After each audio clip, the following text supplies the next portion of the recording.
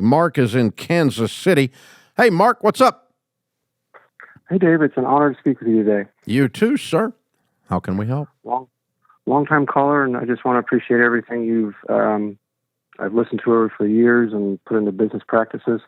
Little short background about us. So we are a general contracting firm in Kansas City, started in 2002 and have survived the Great Recession and COVID. And last year we grossed just over $17 million, which was great. Wow.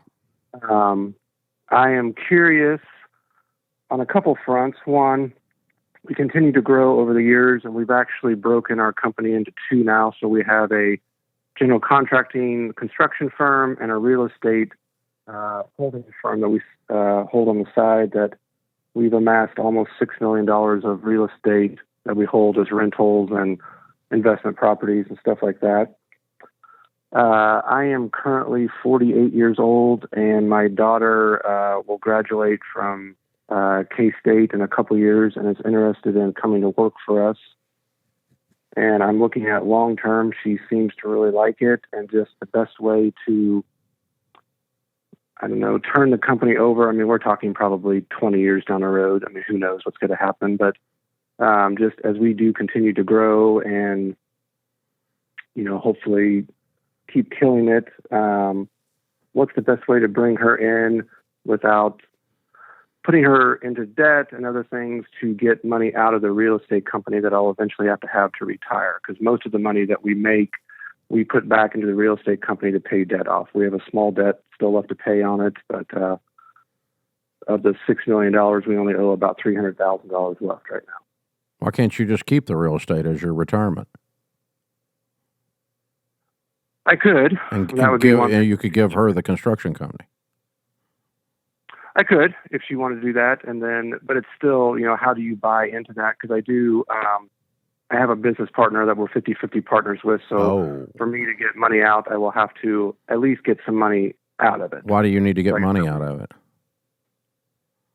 If you got all the real estate and it's paid for, can you live on that? I mean, I could. Okay. But again, I have I split the profits with my business partner and everything. I understand. And but you're 50% owner in the construction company, and you would be leaving her the 50% of your ownership? Yes. Okay. In both companies, I'm 50% owner, in the real estate company and the construction company. Oh, crap. Okay. That's so messy. Okay. I know, but that's the way we started off, and it's been very successful. So, I mean, we are good business partners. I know you always say the only ship that doesn't sail is a partnership, but this one's actually worked out pretty good. This one's still floating, yeah. All right. But now we run into the problem with the succession. So what's he going to do with his half? Tough to say. I don't know if he'd want to.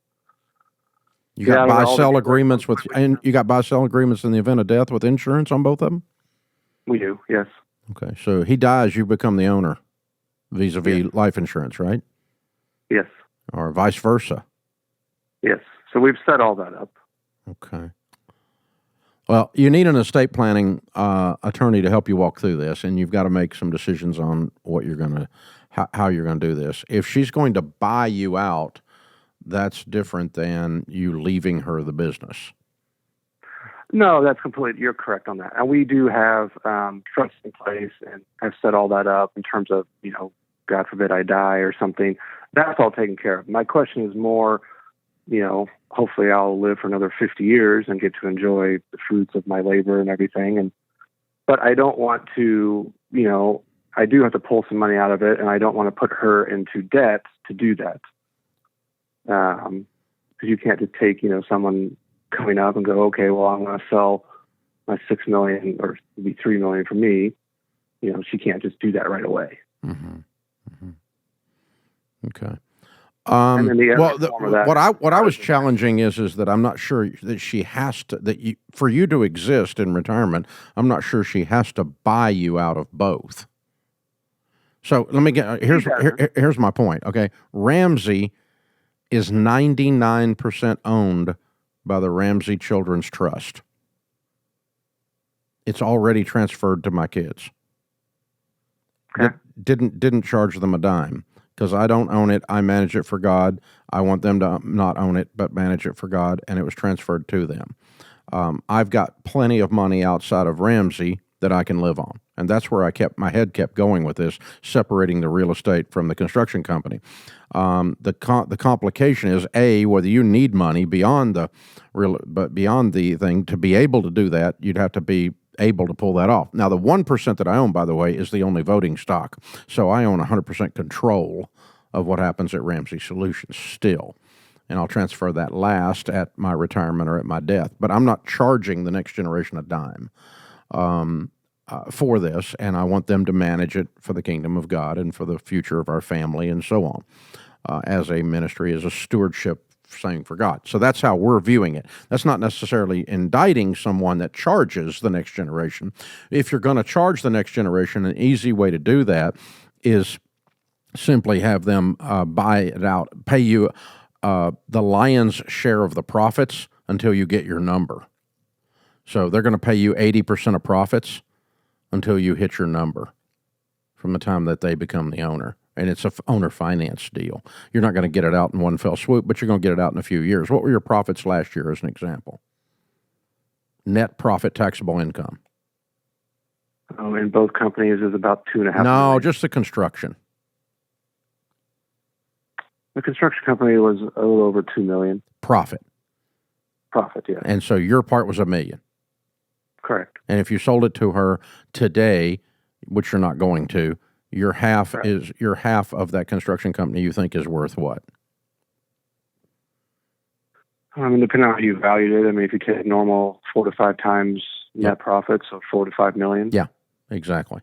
Somewhere in there. So you get 80% of the profits until you hit the 4 million number, which is going to take what, 3-4 years? Something like that. Yeah. So basically just if she grows it, she might do it even faster, right?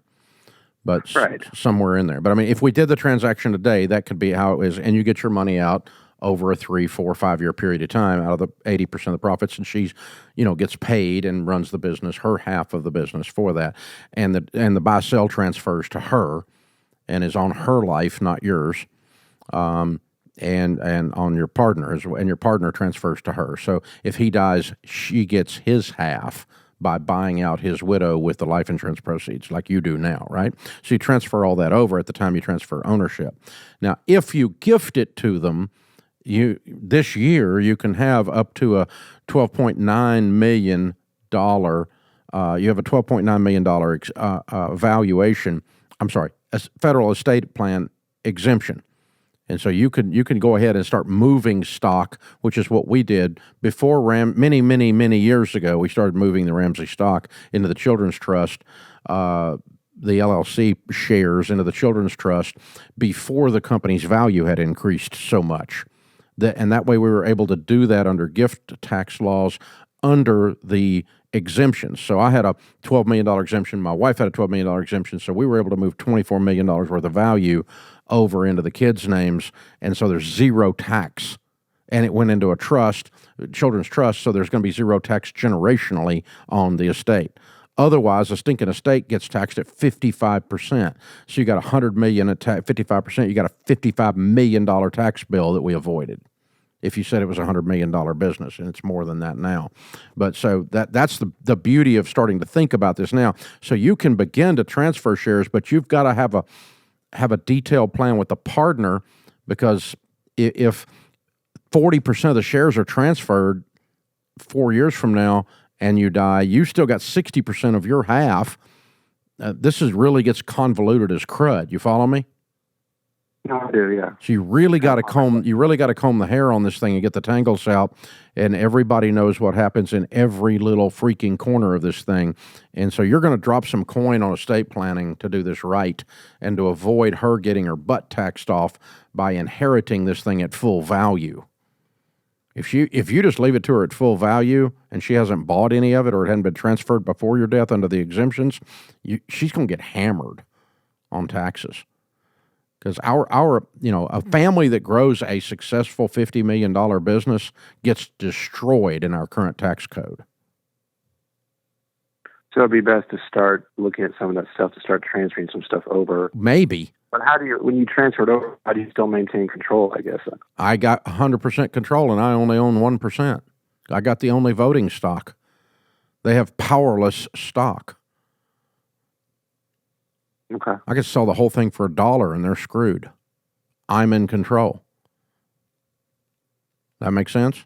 So, I mean, Yeah. I can make all the decisions. Now, the weird thing is I actually still don't make all the decisions. I involve everybody else. So I'm pretty democratic, so to speak, about the decision-making process around here with our leaders and with our family too. So, but I actually legally, technically hold the trump card that I can play whenever I want. So that's what I'm saying. So all of this is to say, if she's going to move into the business and if she's going to take your half, you got to figure out how this is going to unwind with the partner, how the real estate's going to stand separately. You need to quit treating those as one transaction. They're two different transactions.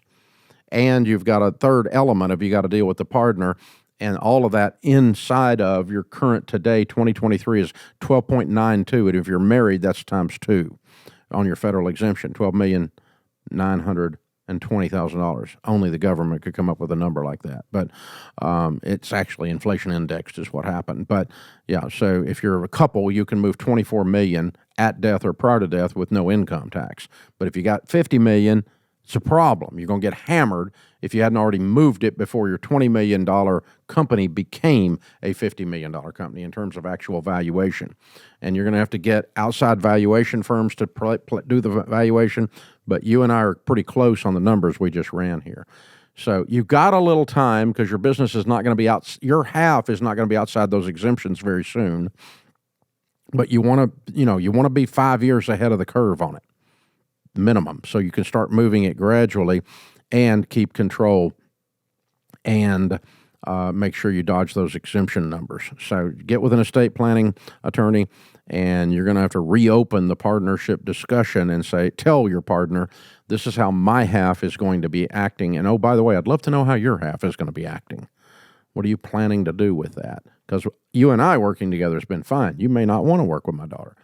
Or your son may not want to work with my daughter. I don't know. But how are we going to do this? Or do you want us to buy you out at some point? You may want to start the discussions on that. I don't know. You can play that through. The real estate is a standalone thing. That's a little easier because you can just liquidate the crud out of that, turn it into money, and everybody take their part. So that's a lot easier thing to do in that process too. So, man, that's a fun question. So the beautiful thing about transferring ownership, if you'll get ahead of it like you are, like she's just coming out of college, so you're thinking about it, that's very wise. Oftentimes I'm talking to somebody, the son or the daughter's 50 and they're 70 and they're just now thinking about it. Well, you're done screwed this up, son. You waited too late. You need to get with it early, like this guy. Way to go, Mark. You're a hero.